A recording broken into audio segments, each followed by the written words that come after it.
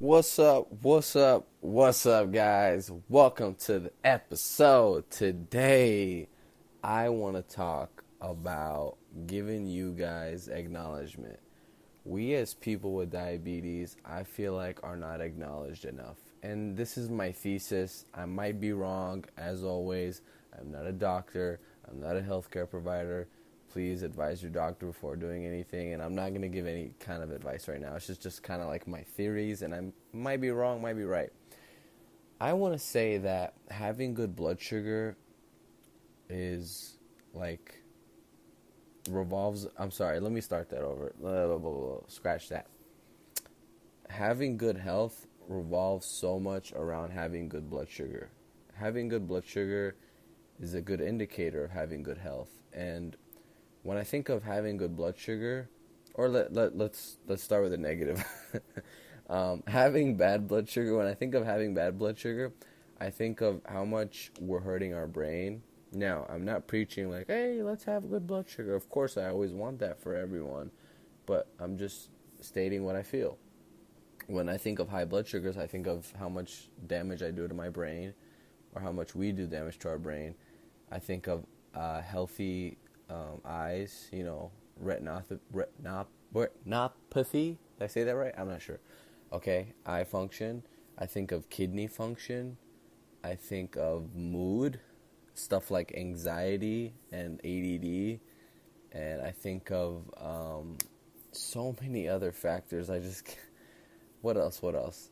I can't think of much right now. But, oh yeah, stuff like fat loss and muscle gain and putting ourselves catabolic. I think that's the correct term. That when we have high blood sugars, we can't build muscle, and same goes for low blood sugars. Basically, if you had a meal and you had a low blood sugar, what essentially happens, I learned from Phil Graham, is like you didn't even like digest that food. It just went right through you. Now, obviously, like we still feel the food. It's not purely like it just left your body, go eat another meal. But in the last podcast, I talk about my fears and my deepest thoughts about how much diabetic complication scares me and pushes me so far to want to be a perfectionist. It's a flaw. But, and this is kind of along the same lines, I think so much about, I don't know much about astrology, but I want to say how much we revolve around the sun, and the sun to me is like blood sugar. And if we have bad blood sugar, there's going to be so many things that we're missing out on, I want to say.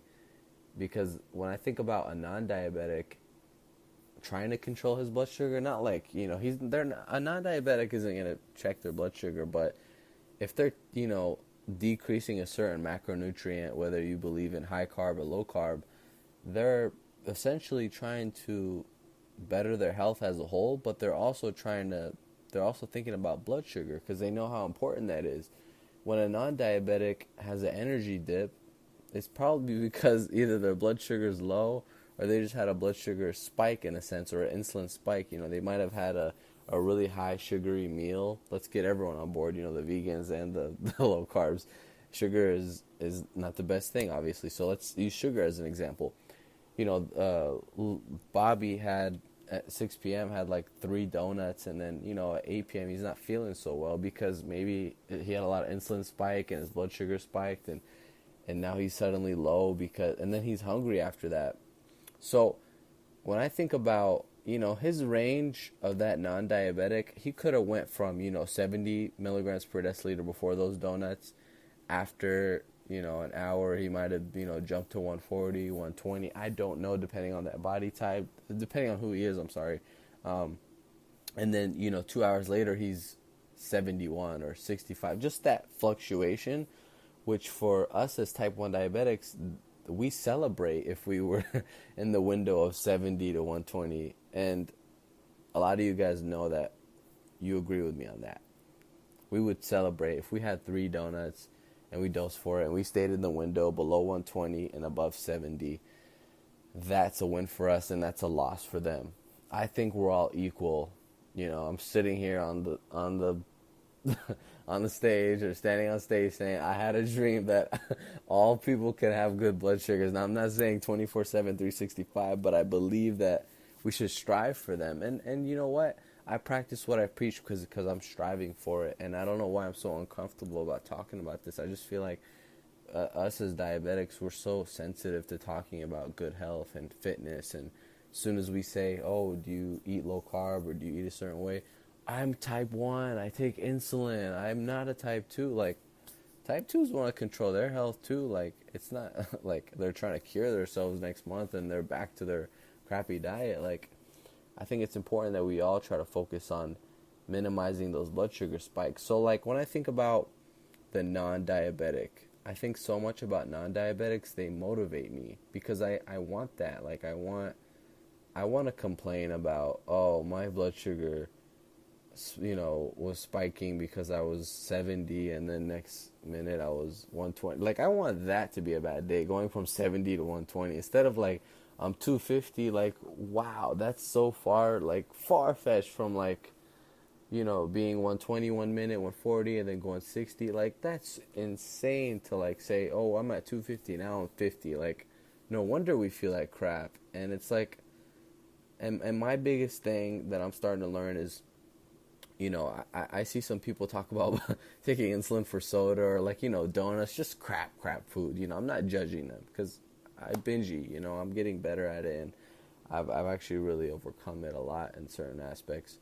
So I don't judge those people, but my thing is if they're complaining about those blood sugar spikes and they're complaining about like, why am I feeling crap? 1 minute I'm 250 and, next an hour I'm like 71. I'm feeling like shit.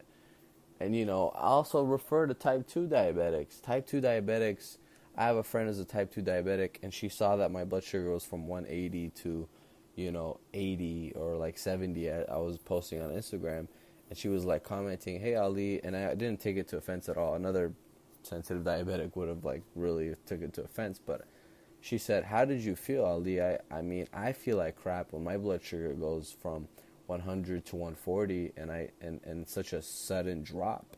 And I was like, you know what, I do feel like crap. And I feel like we as type 1s, we're becoming not our sense biologically numb to those blood sugar spikes, but mentally we're becoming numb to them. We see 250, we go, oh, it's okay, I'll just correct. And of course you want to have that mentality, but let me correct. But I don't want that to be the norm. That's the footprint I want to leave. I don't want that shit to be the norm. I want that to be like, that's insane, that's bad. Like, let's get rid of that.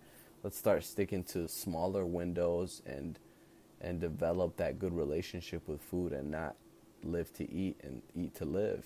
Enjoy the foods, but like to an extent of controlling our blood sugars, finding that happy medium of staying in that healthy range of 80s, 90s, and high 70s, depending on our activity too.